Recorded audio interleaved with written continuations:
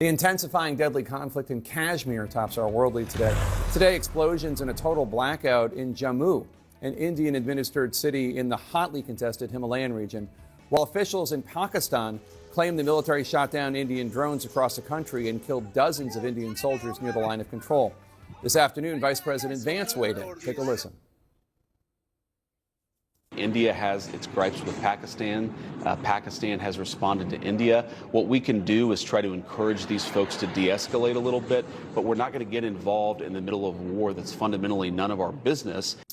We're going to cover this now from India and from Pakistan. CNN's Nick Robertson is in Islamabad, Pakistan. CNN's Matthew Chance is in New Delhi. Nick, you visited the line of control recently. You hiked into Kashmir. What is the situation on the ground right now? Yeah, right now along that line of control, there's intense shelling. People are beginning to flee the border area, an exodus, as some of the locals there are describing it. So that's pretty hot, pretty active. J.D. Vance describing it as a war. That's going to sound right to those people here. In the rest of Pakistan, 29 drones over the past 24 hours came over from India. They went to Karachi in the south. 4 soldiers, 4 military personnel injured in Lahore. That's the massive city, 30 million people, just 13 miles from the border with India. And just down the road from here, 10 miles away in Rawalpindi, where there's a massive cricket tournament going on, foreign minister saying the stadium there was hit by one of those incoming missiles. The country's on edge. The schools are closed here in Islamabad tomorrow. Major exam across the country are being cancelled in Punjab, along the east of the country here, border with India, of course. Schools all closed there. So there's a real feeling that this is rolling on in a way that the country has not experienced before. These drones, this is different. And as far as the sort of cross-border that Pakistani officials here are telling us about what the Indian government is saying on their side, they're saying India is mounting a phantom defense. So not just drones, not just rockets, not just artillery, not just gunfire, the war of words ratcheting up too. And Matthew, Indian officials say schools in Punjab, just south of Kashmir, will be closed for the next 3 days. It sounds as though India and Pakistan are prepared for the possibility of even more escalation. Yeah, it does sound like that. You're right. Schools in Punjab are going to be closed for the next few days, as are schools in Indian-administered Kashmir and universities as well. Also, the Indian government has cancelled all leave for civil servants in the country in preparation for what it says is a potential emergency response. And so that all gives that impression that the country is sort of bracing itself for further escalation within the past couple of hours. You mentioned it already, but you know, we were hearing these reports. We can't go there ourselves, unlike Nick over there in Pakistan.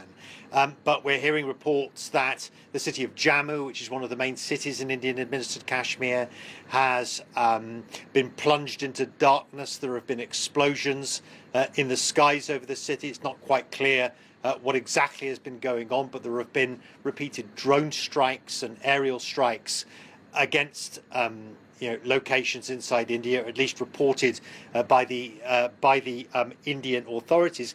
India has since then accused Pakistan of striking 2 military bases in Indian-administered Kashmir and 1 in that neighbouring state of Punjab as well. And so, yeah, you're right. Look, tensions incredibly high on both sides of the border, Jake. Back with more in our world lead and the conflict between India and Pakistan. And joining us now, Pakistan's ambassador to the U.S., Rizwan Saeed Sheikh. Mr. Ambassador, thank you so much for being here. We appreciate it.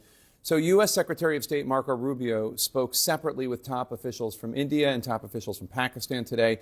The State Department says Rubio told your Prime Minister, Mohammad Shehbaz Sharif, to, quote, take concrete steps to end any support for terrorist groups. This comes as India is accusing Pakistan of harboring terrorist groups. What is your response?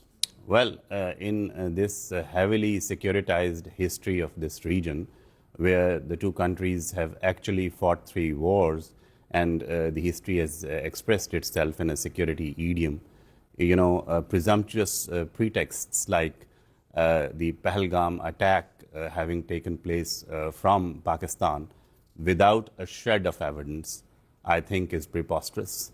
And nobody in this situation, in this region, which has a nuclear capability, wants to set a template of going for attacks, aggression, provocative aggression that has been taking place over past 48 hours, actually more, started by India, escalated by India. It's the third night. Pakistan has exercised its right to self-defense, but basically this is not the kind of simplified version of the security situation in the region that I think the world wants to see. So whatever has to be said has to be supported by evidence. Yeah. And Pakistan at the leadership level has certainly offered to conduct impartial inquiry, independent inquiry, neutral inquiry, and we would be participating in it. So Pakistan has called for this investigation, as you note. There's this little-known militant group or terrorist group called the Resistance Front. It's linked to Islamist extremists, Lashkar-e-Taiba, and this group claimed responsibility for the attack on social media, though local reports also say they walked it back. Do you know which group was responsible for the terrorist attack that killed 26 tourists on April 22nd in the Indian-controlled part of Kashmir? Well, the 26 tourists killed in the Indian illegally occupied part of Jammu and Kashmir were basically an attack that took place 230 kilometers plus from the line of control. So we are asking for inquiry because we want to know. Why would we know? If had we known, why would we ask for inquiry? And just going ahead and exercising provocative aggression on an arch rival is something that Pakistan has bearing with a degree of restraint thus far. But as we were pointing out that we would not be the ones going for escalation, India did. Now the responsibility for de-escalation is on India, but there are constraints on restraint. Pakistan reserves the right to respond back. There is enough pressure from our public opinion on the government to respond, and respond we will, because this aggression has been going on now for too long. Earlier today, CNN interviewed the Indian ambassador to the United States. Take a listen to what he said.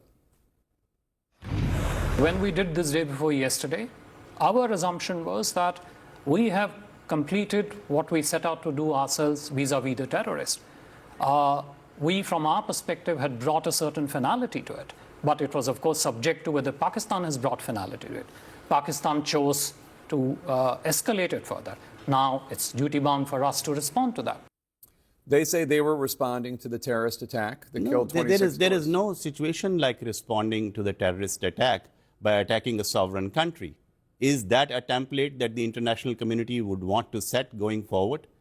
Without I'm just any saying what they say. They say yes. I mean, they can say what they want to say, but attacking Pakistan and expecting us to sit back like sacrificial lambs and not responding is something that they shouldn't even have thought of.